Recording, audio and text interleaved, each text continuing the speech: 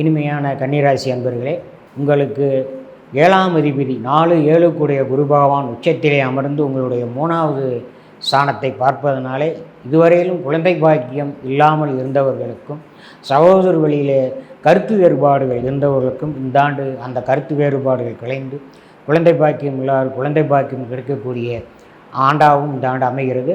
உங்களுடைய சுகஸ்தானத்திலே 4ஆம் இடத்திலே 12ஆம் அதிபதியின் அயன சயன சுகபோக விரையாதிபதி 4ஆம் இடத்திலே அமர்ந்திருந்ததுனாலே உங்களுடைய தந்தையார் அல்லது தாயார் வழியாக இருக்கக்கூடிய சொத்துக்களிலே ஏதாவது செலவீனங்கள் சுபவிரயங்கள் செய்யலாம். ஏன்னா 11ஆம் இடத்திலே சப்தமாதிபதி இருக்கிறனாலே தொழில் கூட்டாளி மனைவி மூலியமாக ஏதாவது ஒரு யோகத்தை இந்த ஆண்டு உங்களுக்கு அள்ளித்தர இருக்கிறது. மிக அற்புதமான ஆண்டாக இந்த ஆண்டு உங்களுக்கு அமைகிறது. சனீஸ்வர பகவான் வழிபாடு செய்வதும் குலதெய்வ வழிபாடு செய்வதும் உங்களுக்கு மேன்மையும் மேலும் மேலும் மேன்மையை கொடுக்கும். இதுவரை தடைபட்டு வந்த பல காரியங்கள் மிக சிறப்பான முறையில் நடைபெறுவதற்கு உண்டான ஆண்டாக இந்த ஆண்டு அமைகிறது. நன்றி, வணக்கம்.